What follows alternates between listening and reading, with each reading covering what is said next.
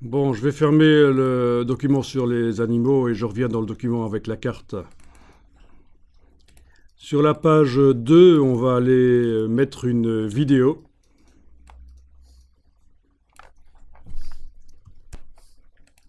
Donc au niveau de la vidéo, je vais vous laisser aller en chercher une.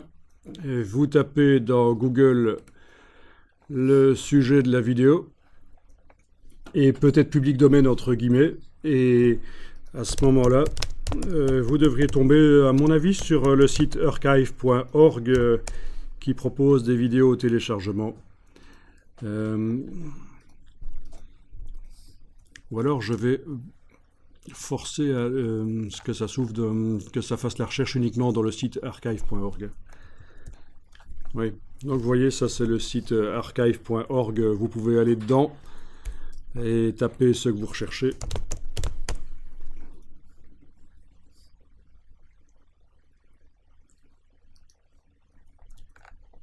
Ou alors aussi dans Google. En principe, dans Google, quand on tape dans le champ de recherche site et qu'on met le nom du site, ça ne devrait donner des recherches que celles qui concernent ce site-là, en fait. En effet. Vous connaissez le système? Limiter une recherche Google à un site avec en indiquant site de points et vous indiquez le nom du site et toutes les recherches que vous faites là, les résultats, c'est uniquement ce site-là, dans ce site-là. Ça peut être intéressant de connaître ça. Bon, chez Google, ils ont des petits tutoriaux qui expliquent comment utiliser leur recherche. Tout le monde pense que c'est super simple, mais en fait, on peut faire des recherches vraiment plus complexes, des recherches avancées. Enfin, quoi qu'il en soit, d'une manière ou d'une autre, il y a des vidéos et je vais essayer de tomber sur une vidéo qui n'est pas trop longue, donc je vais faire un commande-clic sur une des vidéos et voir si on peut la télécharger.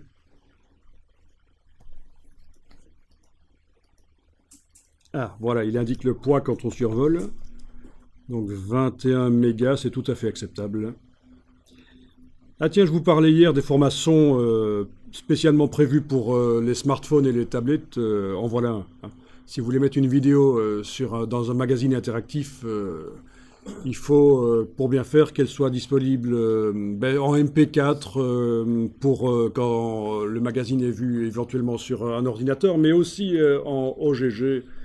Il y a 2-3 formats comme ça à prévoir pour la lecture sur les périphériques, les tablettes, les smartphones. Mais c'est une autre histoire, ça. Nous, on fait du PDF interactif ici, donc du MP4, ça devrait aller.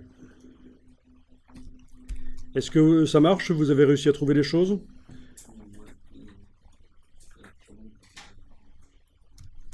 Donc vous pouvez aller jusqu'à des vidéos de... N'hésitez pas, hein, 100 mégas, 200, il n'y a pas de problème.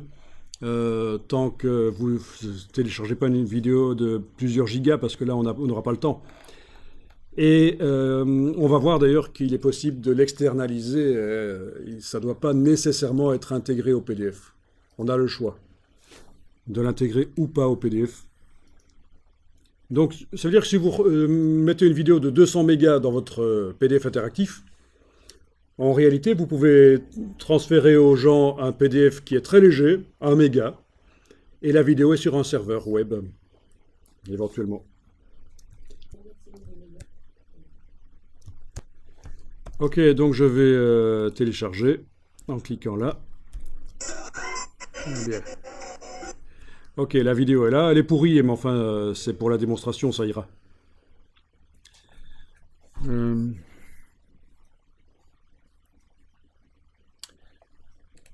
Peut-être qu'une vidéo avec une fin et un début et une fin, ça aurait été mieux. Je veux dire, qui change, une vidéo qui change. Où on voit une progression.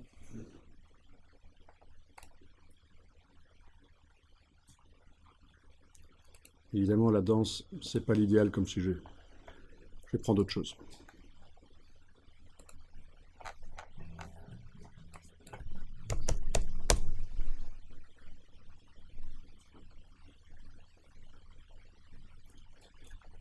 Qu'est-ce qu'on a là?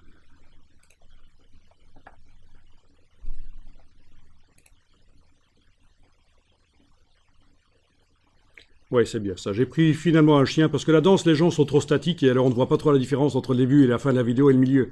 Tandis que là, ça va, on va le voir. Donc je vais télécharger ça. Combien est-ce qu'il fait? 1,9 mégas seulement en 512 kilobytes MP4.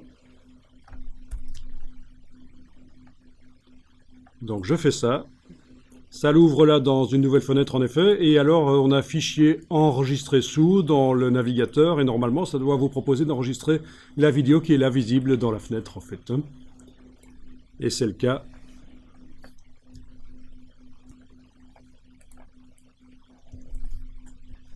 Ok, bon, je vais mettre ça dans le dossier PDF interactif jour 2. En fait, ça n'a pas trop d'importance où vous la mettez parce qu'après, on a le dossier, le système d'assemblage de InDesign qui peut réunir tout en un seul dossier. Mais donc là, je l'envoie dans le dossier d'aujourd'hui. La version, la vidéo MPEG 4. Voilà.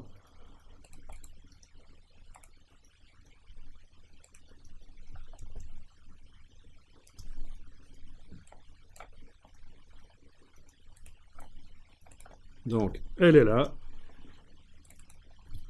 Je peux la lire en local, oui, pas de problème. Je l'ai téléchargée. Oui, donc il y a une différence entre Safari et Firefox. Dans Firefox, j'ai dû faire fichier enregistré sous, et dans Safari, vous devez faire un clic droit, télécharger la vidéo. Et oui, pourquoi faire simple quand on peut faire compliqué?